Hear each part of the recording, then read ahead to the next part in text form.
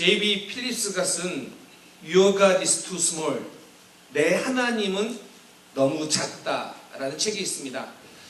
이 책을 보면 이런 내용이 나옵니다.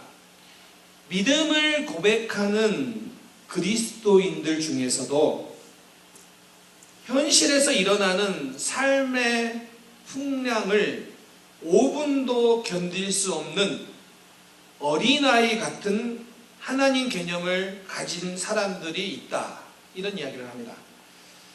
오늘날 많은 사람들이 하나님에 대한 신앙을 전혀 갖지 않은 채 그냥 마음속으로 불만을 갖고 살아가는 사람들이 있다라는 것입니다.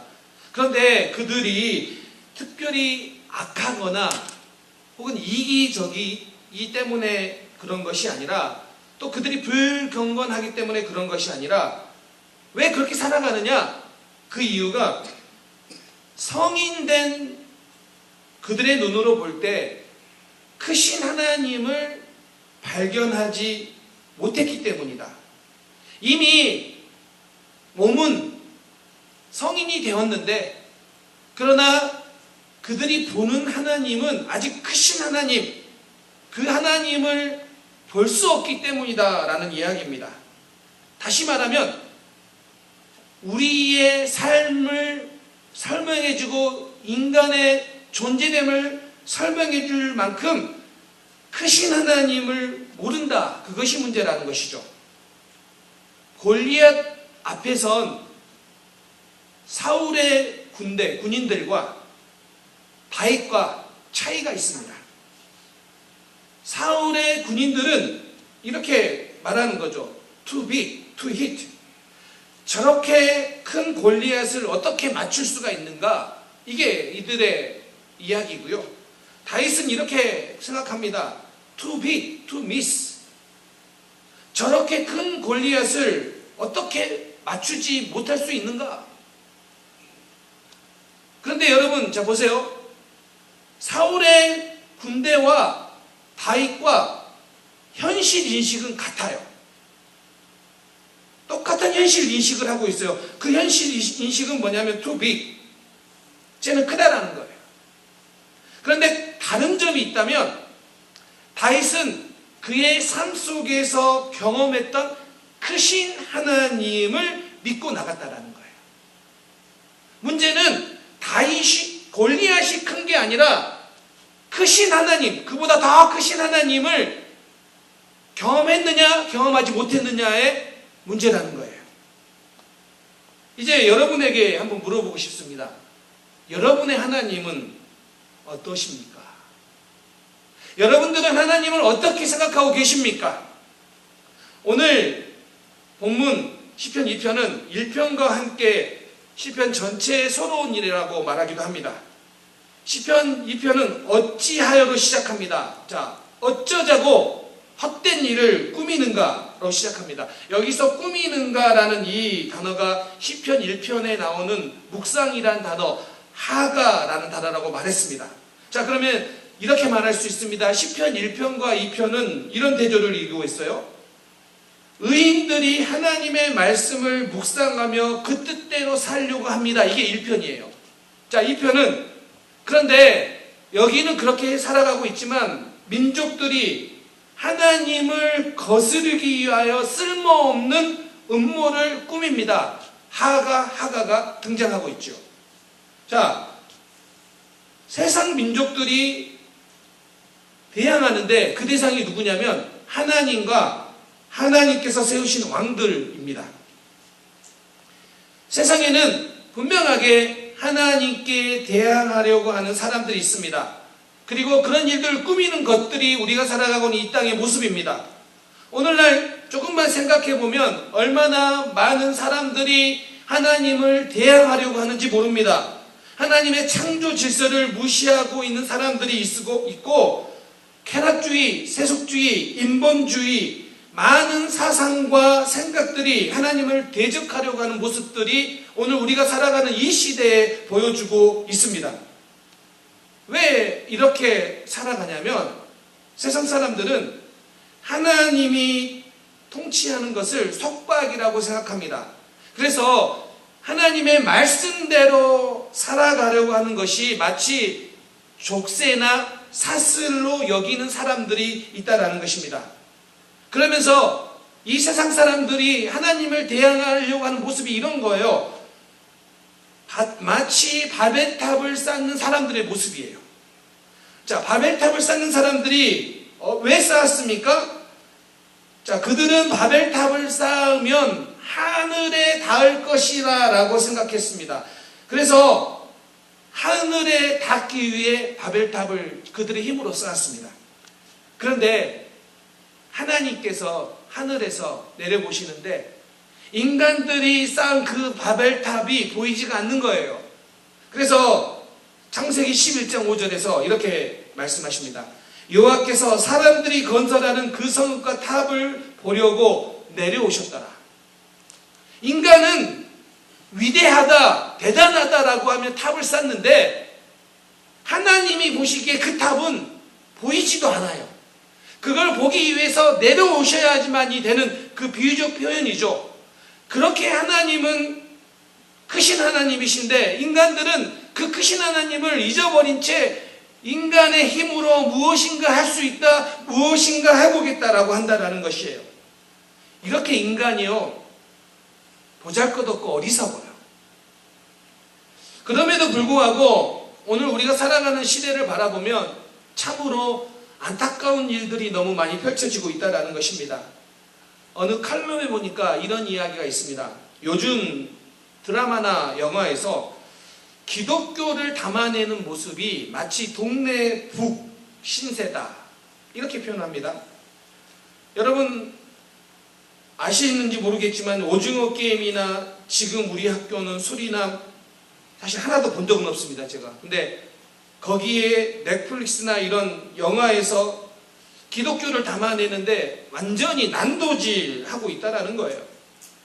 그래서 제가 이제 신문 기사를 찾아서 좀 검색을 해봤는데 어떤 좀 나온 지는 한 몇 년 된 것 같아요. 2020년인가 22년인가 나온 영화인데 몸값이라는 한국 영화에 이런 내용이 들어있더라고요.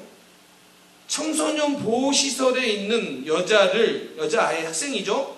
집 나온 학생을 범죄 집단에 팔아버리는데 그 판 사람이 누구냐면 목사예요. 그렇게 등장해요. 인신매매 브로커로 등장하는 사람이 목사예요. 여러분, 이 영화의 목적이 기독교를 비하하려고 하는 것은 분명히 아닐 것입니다. 그런데 굳이 기독교를 들먹이면서 노골적인 냉소를 보내고 있습니다. 전혀 기독교인이나 목사를 등장시키지 않아도 이 영화의 스토리 전개에는 아무런 문제가 없음에도 불구하고 너무 쉽게 기독교를 비하합니다. 이런 이야기를 들으면 기독교는 힘이 없고 세상이 더 큰 힘이 있는 것처럼 보입니다. 물론 오늘 교회가 빛과 소금의 역할을 감당하는데 부족함이 있다라는 것을 어느 정도 인정합니다. 그러나 신천지 등 많은 이단들이 비정상적인 모습을 보여주면서 한국의 교회들까지도 싸잡아 비난을 받고 있는 경향도 있습니다. 그런데 문제는 의도적이고 또 마치 기독교를 비하하는 것이, 조롱하는 것이 사람들이 속 시원해하거나 사람들에게 더 공감을 얻었는지는 모르겠지만 그런 모습들이 요즘 영화나 드라마에 심심치 않게 등장하고 있다는 것입니다. 그런데 이 모습이 오늘 말씀과 동일합니다. 자, 오늘 본문 말씀에 이렇게 말합니다. 세상에 믿지 않는 사람들이 많습니다. 나라들이, 민족들이. 오늘 이 편에 보면 나라들이, 민족들이 등장하고 있습니다. 하나님을 대적하기 위해서. 자, 그들 중에는 힘이 있는 사람들이 있습니다. 그래서 세상의 군왕들이, 관원들이, 자, 많은 사람들이 등장하는데 그들은 힘이 있는 사람으로 비춰집니다. 그렇게 하나님을 대적하는 자들이 있다라고 합니다. 그런데 오늘 이 편의 말씀은 우리가 살아가고 있는 이 시대를 그대로 반영하는 거 아닙니까? 또 다른 한편의 모습을 하나님을 대적하는 모습이 있습니다. 그것은 교회는 다니지만 자기 방식대로 믿고 살아가고 있는 사람들입니다. 디도서 1장 16절. 그들이 하나님을 시인하나 행위로는 부인하니 가증한 자여 복종하지 아니하는 자여 모든 선한 일을 버리는 자니라. 하나님을 인정합니다. 그런데 그들이 믿는 방식은 하나님을 인정하지 않는 겁니다.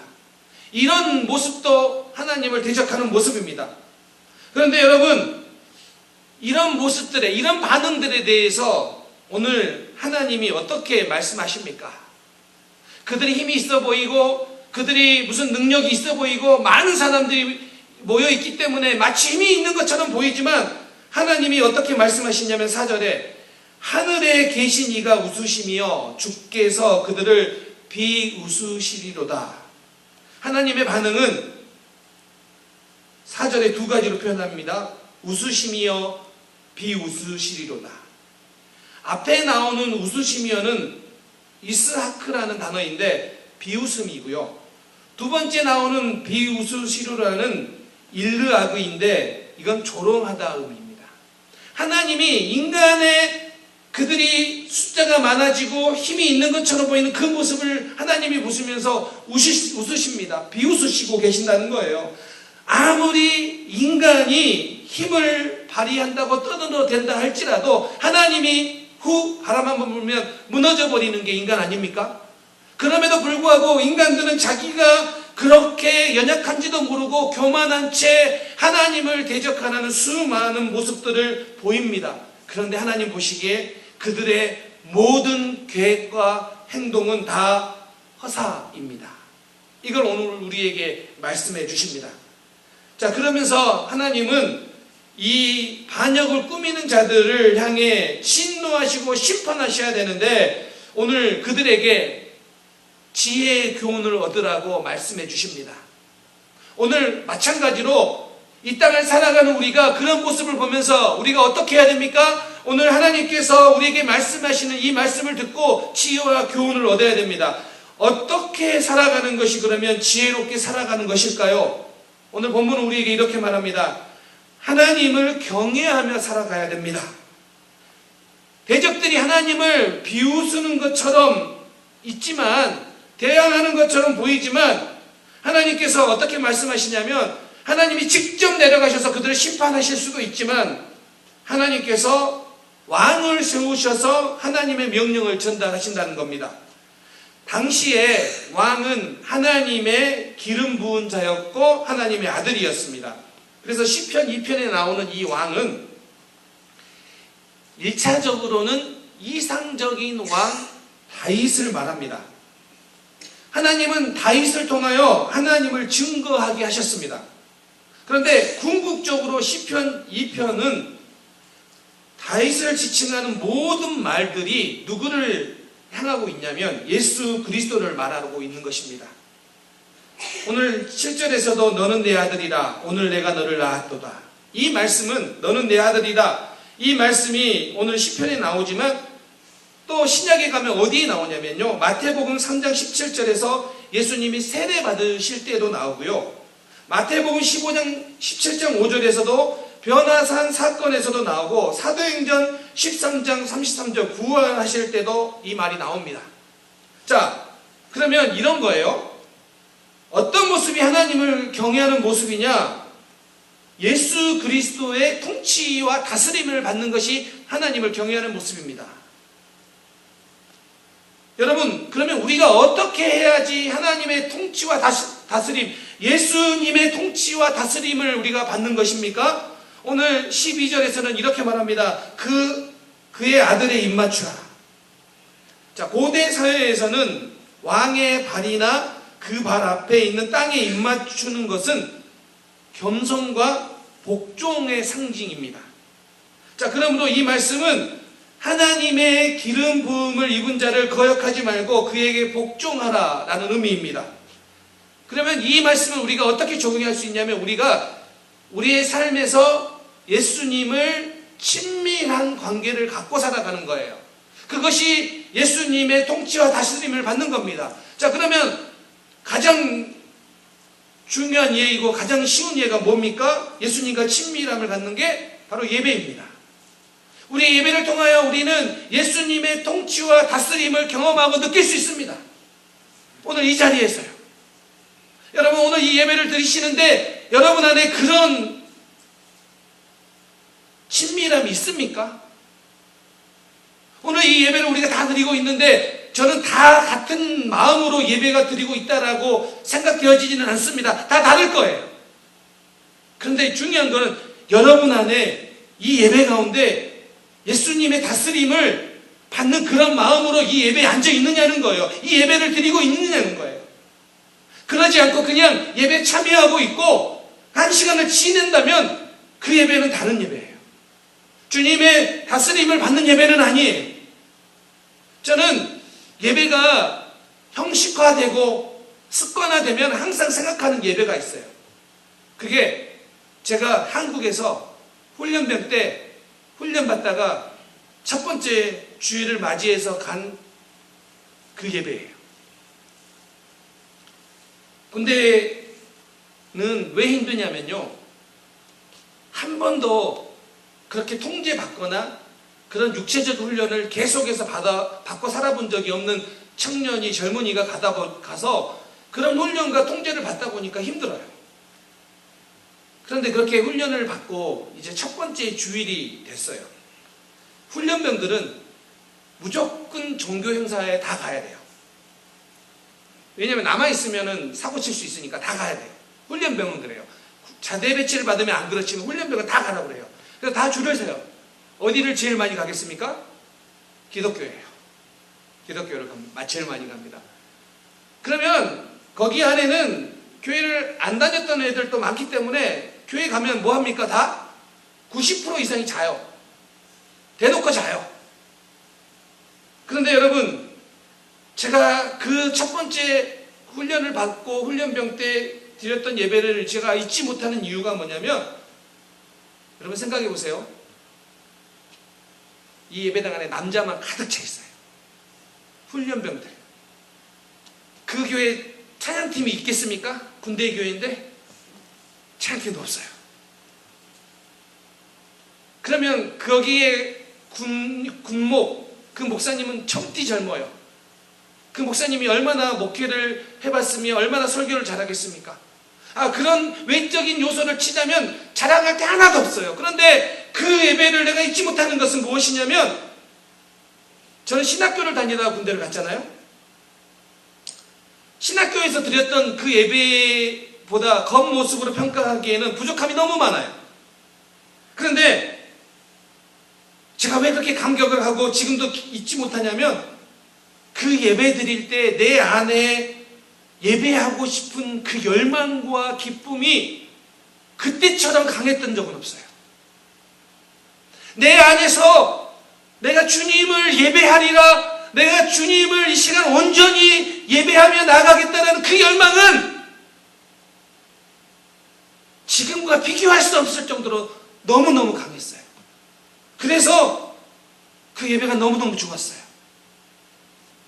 군대 가기 바로 전까지 제가 신학교에 다녔는데, 신학교에 제가 생각해 보니까 일주일에 평균 10번에서 15번의 예배를 드려요. 새벽 예배를 포함해서. 그러니까 1년 동안 신학교를 다니고 군대를 갔는데 예배의 감격은 점점 식어지고 형식화돼요. 왜냐하면 15번씩 막 예배 드리는데 생각해 보세요. 일주일이에요. 그러면 하루에 평균 2번, 많은 날은 3번을 예배 드려요. 여러분, 우리 일주일에 몇 번 예배 드립니까? 그 숫자와는 비교할 수 없을 정도로 너무 많이 드리다 보니까 어느 순간 나도 모르게 점점 익숙해지고 점점 예배에 대한 자세가 식어졌던 거예요. 그런데 그 예배를 통해 내가 예배하면 얼마나 귀하고 이것이 예수님이 얼마나 원하시는 모습인가를 그때 생각해 보면 그 예배의 기쁨과 열망은 지금도 잊을 수가 없어요. 여러분, 오늘 우리가 드리는 이 예배를 통해서 여러분 예수님과 입맞추고 있으십니까? 어떤 분들은 정말 이 예배를 통하여 예수님과 입맞추기 위해 정말 간절히 사모함을 가지고 여기에 있는 사람도 있을 거예요. 반면에 너무 안타깝지만 그냥 몸만 왔다 가는 사람도 있을 수도 있다고 생각합니다. 그것은 우리의 예배가 얼마나 화려하냐, 오늘 이 모습이 우리의 제가 하고 있는 이 설교가 얼마나 능력이 있느냐에 상관없이 여러분 가운데 지금 여러분이 어떤 모습으로 내가 반드시 오늘 이 예배를 통하여 나는 꼭 예수님과 입맞추겠다라는 그 열망과 그 소망 가운데 이 예배에 있느냐, 아니면 주일이니까 내가 권사인데 그래도 교회는 와야 되니까, 내가 집사인데 그래도 교회도 와야 되니까 그냥 여기 앉아있고 내 몸은 여기 앉아있지만 내 생각은 전혀 다른 곳에 그냥 지나간다면 오늘 여기서 뭐라고 이야기합니까? 세상 사람들이 하나님을 대적하는 모습, 그런 모습 가운데 있는데 하나님이 그들에게 뭐라고 교훈하십니까? 그의 아들과 입맞추라. 오늘 우리가 뭐 해야 됩니까? 세상이 아무리 그렇게 떠들어도 우리가 해야 되는 건 뭐예요? 예수님과 입맞추는 거예요. 그것이 하나님을 경외하는 우리의 모습이라는 겁니다. 오늘 우리 여러분 모두에게 예수님과 입맞추기를 원하는 그 마음으로 오늘 이 예배 자리에 있기를 주님의 이름으로 축원합니다. 11절에서 여호와를 경외함으로 섬기라 라고 합니다. 그리고 12절에서 메시아에게 복종하지 않는 자들은 망할 것이다 라고 말을 합니다. 그런데 여기에서 섬기라와 망할 것이라는 이 두 동사가 히브리어로는요 다른 단어이지만 소리는 같아요. 언어 유희 아니겠습니까? 섬기든지 아바드, 망하든지 아바드. 그러니까 두 갈래 길이에요. 시편 1편에서도 두 갈래 길을 보여주지 않았습니까? 오늘도 두 갈래 길이에요. 세상이 어떻게 하나님을 말하고 세상이 어떻게 떠든지 주변의 사람들이 어떠하든지 우리는 여호와를 경외함으로 섬기든지 아바드하든지 아니면 메시아에게 복종하지 않음으로 망하든지 아바드하든지 두 가지의 길을 여러분들이 선택해야 된다는 거예요. 여러분, 아무리 세상이 강해 보인다 할지라도 하나님만 경외하시는 우리 성도님들 되시기를 주님의 이름으로 축원합니다. 또 한 가지는요, 하나님을 피난처로 삼는 자가 행복한 사람이다. 12절 말씀, 여호와께 피하는 모든 사람은 다 복이 있도다라고 선언합니다. 자, 여기서 피하다라는 이 히브리어가 핫사인데 피난처로 도피하는 것을 나타내는 단어예요. 그러니까 이 단어는 하나님께 자기 자신을 내어 맡긴다는 뜻이에요. 자, 그리고 이 구절에서 그렇게 하나님께 피하는 자가 복이 있다. 근데 이 복이라는 단어가 지난주 우리가 봤던 단어 똑같은 단어예요. 아시레. 시편 1편 1절에서 복이 있는 사람은 그 복이 아시레였잖아요. 오늘 여기에 이제 시편 2편 12절 마지막 시편 1편의 첫 절과 시편 2편의 마지막 절 서론인데 이 마지막 절에 또 복이라는 단어 아시레라는 단어가 나와요. 그러면 우리는 이렇게 결론 지을 수 있어요. 행복한 사람은 시편 1편에서는 악을 멀리하고 말씀을 가까이 하는 사람이다 라고 말하는 반면에 시편 2편에서는 여호와만을 유일한 피난처로 확신하는 사람이다. 그런 사람이 행복한 사람이다 라는 거예요. 시편 46편 1절, 하나님은 우리의 피난처시요 힘이시니 환난 중에 만날 큰 도움이시라.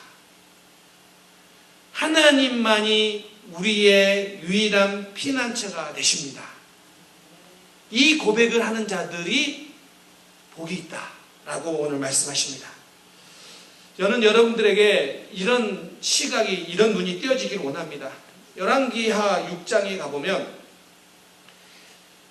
북왕국 이스라엘을 위협하고 있는 한 나라가 있었는데 가장 큰 세력인 아람이었습니다. 아람 군대가 이스라엘을 침범하기 위해 작전을 짭니다. 그리고 공격을 합니다.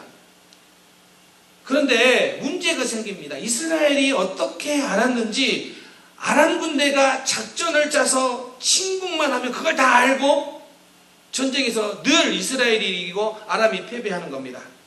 그래서 어느 날 아람 왕이 대책회의를 합니다. 아마도 이것은 필히 어떻게 이스라엘이 우리의 작전을 다 알고 있느냐, 우리 안에 내부 첩자가 있는 것이 아닌가, 이런 결론을 내고 그렇게 말합니다. 그런데 보고를 합니다. 그것이 아니라 이스라엘에는 엘리사라고 하는 하나님의 사람이 있는데 그 엘리사에게 능력이 있어서 아람 군대가 어떤 작전을 짜고 있는지를 다 알고 있어서 이스라엘 왕에게 전해주기 때문에 아람이 늘 피한다라고 이야기를 합니다.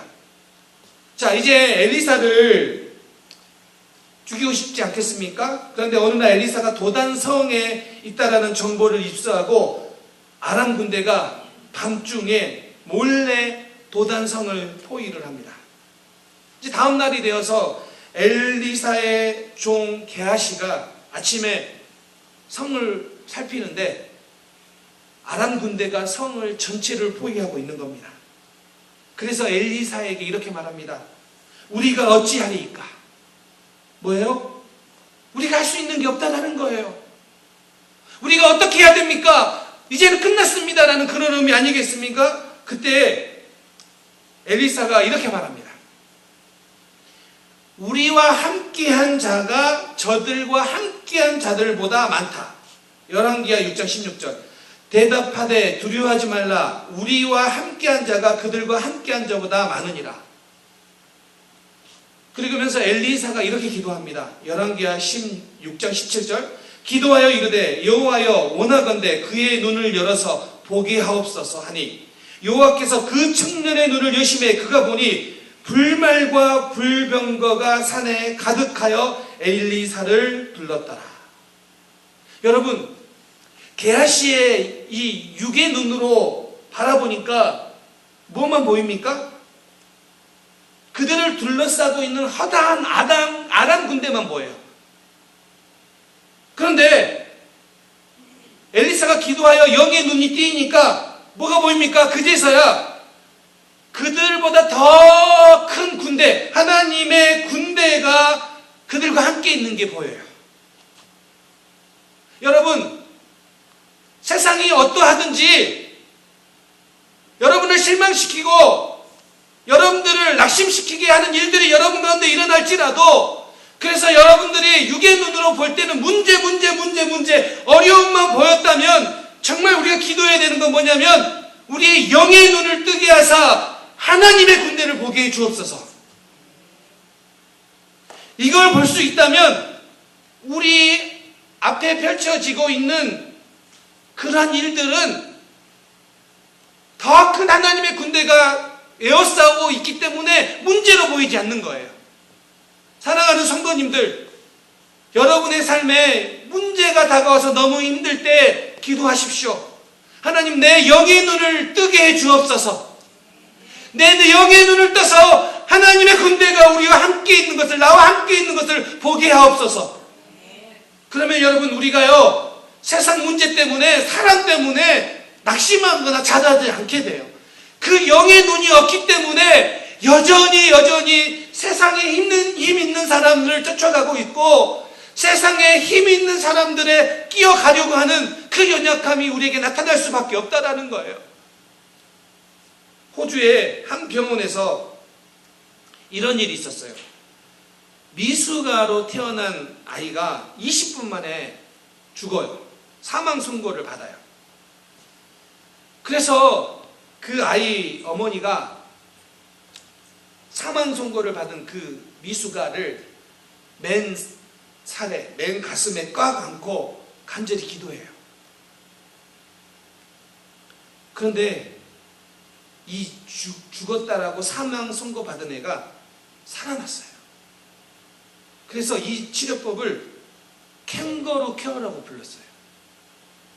그리고 미국의 미숙아 병동의 84%의 아이들이 이 캥거루 케어를 받아 빨리 회복된다라는 이야기를 해요. 한국의 서울대 병원에서도 이것을 임상 실험을 했는데 25주 만에 태어난 700g의 어떤 아이가 인큐베이터에 있었는데 이 캥거루 케어를 받아서 완전히 회복되어서 태어난 기록을 가지고 있어요. 저는 이 이야기를 들으면서 행복한 피난처는 이런 거예요. 어찌하리까? 내가 할 수 있는 것은 아무것도 없어요. 그런데 나의 유일한 피난처 대신 하나님, 마치 그 엄마 품에 안긴 그 아이처럼 우리도 피하는 거예요. 핫사. 하나님의 품으로 안기는 거예요. 나는 이 미숙아와 같은 그런 연약함인데 나를 안아주시는 그 하나님의 품으로 내가 피하는 거예요. 나는 그런 행복한 피난처가 있는 존재라는 거예요. 여러분들이 우리가 왜 복이 있는 사람이냐, 왜 우리가 행복한 사람이냐, 물질이 많아서 일이 술술 풀려서가 아니라 우리에게는 행복한 피난처, 그분이 계시기 때문이에요. 사랑하는 성도님들, 여러분의 삶 속에 많은 문제, 그 가운데 하나님께로 피할 때마다 캥거루 케어받는 이 아이에게 일어났던 기적이 오늘 여러분과 우리 교회 가운데 일어날 수 있기를 주님의 이름으로 축원합니다. 이제 말씀을 마무리하려고 합니다. 신학자 톰 라이트가 옥스퍼드 대학에서 가르칠 때 일입니다. 기독교 개론을 가르치는데 어느 1학년 학생이 손을 들고 말합니다. 교수님, 저는 하나님을 믿지 않습니다. 그런데 제가 왜 이 과목을 들어야 됩니까?